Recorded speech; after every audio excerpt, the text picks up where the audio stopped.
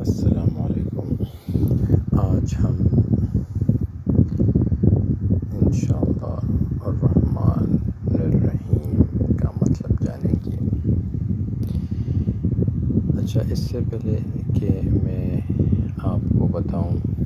کہ ایکچولی میں آپ کو بار بار بتاتا ہوں کہ ایک تو میں ڈفرینٹ تفاسیر سے دیکھتا ہوں اور اس تفاسیر کے بعد میں ایک کنکلوژن ڈرا کرتا ہوں اور ان کنکلوژن کے بعد میں اپنا پوائنٹ آف ویو دیتا ہوں۔ آپ ایگری کرتے ہیں یا نہیں کرتے، اس سے مجھے فرق نہیں پڑتا، لیکن میں یہ کچھ تفاسیر جو ہے تفسیر ابن کثیر مولانا محمد جوناگڑھ یا تفہیم القرآن سید ابو علم مودودی، معرف القرآن میں آج کل بہت زیادہ دیکھتا ہوں، مفتی محمد شفیع، اس طرح احسن البیان، تفسیر عثمانی، تفسیر ماجدی، اور پھر خاص کر جس میں بہت تفصیل ہوتی ہے ڈاکٹر اسرار احمد کی تفسیر، وہ میں پڑھتا ہوں، ٹھیک ہے۔ تو ان سب کو میں تفسیر بیان القرآن بائی ڈاکٹر اسرار احمد، یہ اس سے میں ہیلپ لیتا ہوں۔ اور آخر میں بہت امپورٹنٹ جو میرے خیال سے ہے، وہ اس میں ڈیٹیل بھی بہت زیادہ ہے، تفصیل بھی بہت زیادہ ہے، اور مجھے بہت پسند ہے عروۃ الوثقی، علامہ عبدالکریم عصری رحمۃ اللہ علیہ، تو ان کی بھی میں ہیلپ لیتا ہوں اور اس کے بعد میں اپنا ایک پوائنٹ آف ویو آپ کو پیش کرتا ہوں۔ اچھا، ابھی الرحمن الرحیم کے بارے میں آتے ہیں۔ رحمان کا مطلب یہ ہے کہ اس کا وہ رحمان ہے سب پر، اگر وہ کافر ہے، وہ گناہ گار ہے، وہ بزرگ ہے، وہ نیک آدمی ہے، کس طرح رحمان ہے؟ سورج کی تپش سب کو پہنچ رہی ہے، چاند سے فائدہ سب کو پہنچ رہا ہے، دن کا فائدہ سب کو پہنچ رہا ہے، زمین کا فائدہ سب کو پہنچ رہا ہے، وہ اس پر چل پھر رہا ہے،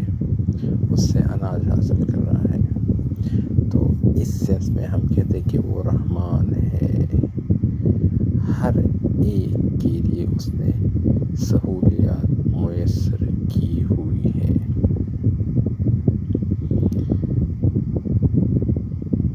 دوسرا جو ہے وہ رحیم ہے، یہ بہت امپورٹنٹ کنسیپٹ ہے۔ میں نے اس کو بہت سی جگہوں پر دیکھا ہے، لیکن مجھے کچھ خاص ویو نہیں مل رہا تھا۔ شیخ الحدیث عبدالعصری اور ڈاکٹر اسرار احمد میں مجھے کچھ ہنٹ ملا جو میں سوچ رہا تھا، اور وہ میں ابھی آپ کو بیان کرتا ہوں۔ رحیم کسے کہتے ہیں؟ رحم کرنے کو، ٹھیک ہے۔ ایک تو میں نے آپ کو کہا کہ بغیر ذات، بغیر نیشن، بغیر مذہب، اللہ ہر ایک پر رحمان ہے، لیکن رحیم تب اللہ ہوتا ہے جب اسے پکارا جائے۔ لیٹ سپوز ایک بندہ ہے، اس پر بہت زیادہ ظلم ہو رہا ہے،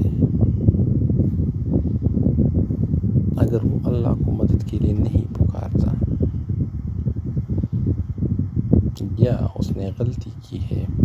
اسے اس کی سزا مل رہی ہے، لیکن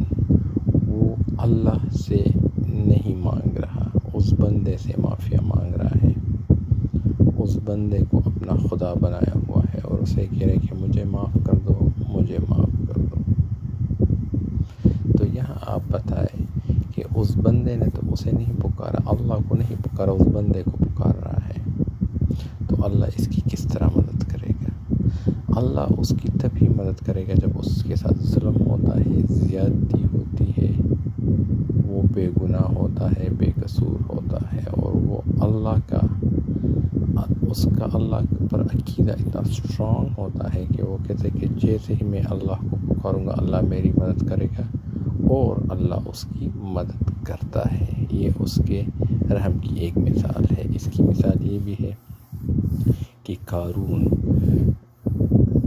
کو جب موسیٰ علیہ السلام پر الزام لگایا اور موسیٰ علیہ السلام نے زمین کو حکم دیا کہ اس کے مال سمیت نگل لو، زمین کو کہا کہ اس کو نگل لو، وہ جب اسے نگل رہی تھی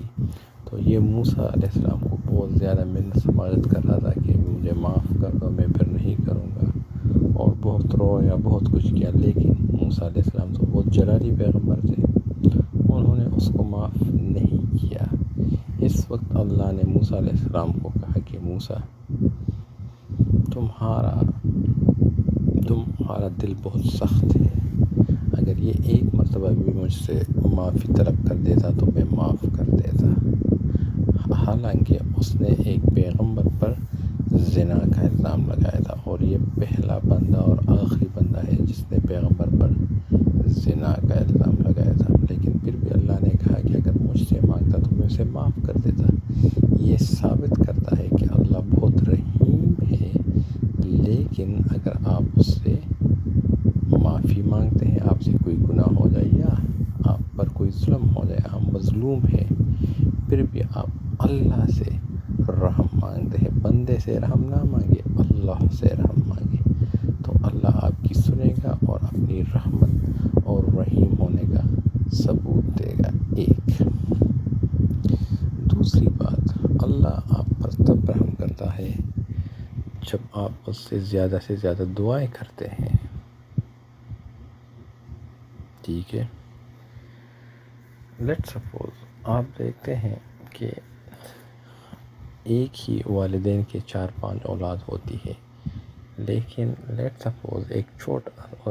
جن کا سب سے چھوٹا بیٹا ہے، وہ ماں باپ کے بہت قریب ہے، ماں باپ سے ہر ایک چیز مانگتا ہے، شرارت کرتا ہے، ناز نخرے کرتا ہے اپنے پیرنٹس پر، تو وہ پیرنٹس اور اس سے بہت نزدیک ہے، ان کی ہر بات مانتا ہے، وہ چھوٹا بیٹا ان کا فرما بردار ہے، تو آپ دیکھتے ہیں کہ ماں کی ممتا یا والدین اس کو زیادہ پریورٹی دیتے ہیں۔ کیوں؟ کیونکہ وہ ان سب کا سب سے زیادہ تابعدار ہے، حالانکہ اولاد میں کوئی فرق نہیں کرتا، لیکن پھر بھی والدین کا جھکاؤ اس اولاد کی طرف زیادہ ہوتا ہے جو اس کے ساتھ ان کا زیادہ لگاؤ ہوتا ہے۔ تو اسی طرح والدین بھی رحمان ہوتے ہیں، سارے بچوں پر ایکولی ڈسٹریبیوٹ سب کچھ کرتے ہیں، لیکن جو بچہ زیادہ ان کے قریب ہوتا ہے، ان سے پیار کرتا ہے، ان کی ہر بات مانتا ہے، تو والدین اس کو زیادہ دیتے ہیں۔ اسی طرح اللہ کے جب آپ زیادہ نزدیک ہوں گے، زیادہ قریب ہوں گے، آپ زیادہ عبادت کریں گے، زیادہ نیک ہوں گے، زیادہ دعائیں کریں گے، تو اللہ اپنا رحم آپ پر اور بھی زیادہ کرے گا، اور آپ اللہ کو بہت رحیم پائیں گے۔ یہ ہوئی دوسری قسم رحیم کی۔ تیسری قسم، اللہ کہتا ہے کہ اے بندے، تو میری مخلوق پر رحم کر،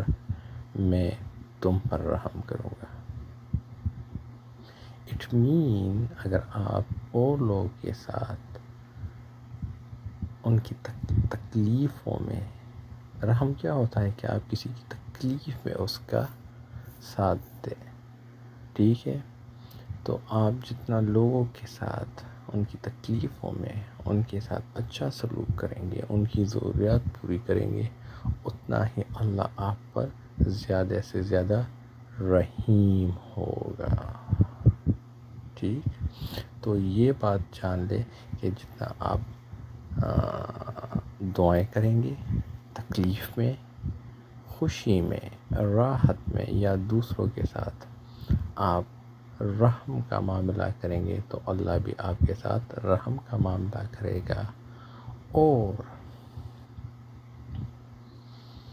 آپ کو اگر کہیں سے تکلیف پہنچتی ہے یا کوئی نقصان پہنچتا ہے تو اللہ آپ پر رحم کرے گا اور آپ کو ان تکالیف سے بچائے گا. جس طرح ڈاکٹر اسرار احمد نے کہا کہ میرے خیال سے رحیم کا مطلب یہ ہے کہ رحیم صرف مومنوں کے لیے ہوتا ہے، اور یہ آخرت میں اللہ ان پر رحیم ہوگا، کافروں پر نہیں ہوگا. تو میرا کنسپٹ بھی انہی کے ساتھ قریب ہے کہ رحیم میرے خیال سے دنیا میں بھی اللہ ہوتا ہے اور آخرت میں بھی ہوگا، کیونکہ دنیا میں بھی اللہ کی جو صفت ہے وہ صفت اس طرح نہیں ہوگی کہ صرف آخرت کے لیے ہوگی. دنیا میں بھی اگر آپ دیکھیں تو رحم کا لفظ ایون انسان بھی یوز کرتا ہے کہ اس کا وہ بہت رحیم ہے، رحم کرنے والا ہے. تو اللہ کی ذات تو بہت بڑی ہے، تو وہ رحیم کی ذات دنیا میں بھی استعمال ہوگی اور آخرت میں بھی انشاءاللہ اللہ مومنوں پر بہت رحیم و کریم ہوگا. تو ہوپ فلی آپ اس چیز کو انڈرسٹینڈ کر چکے ہوں گے کہ رحمان اور رحیم میں کیا فرق ہے.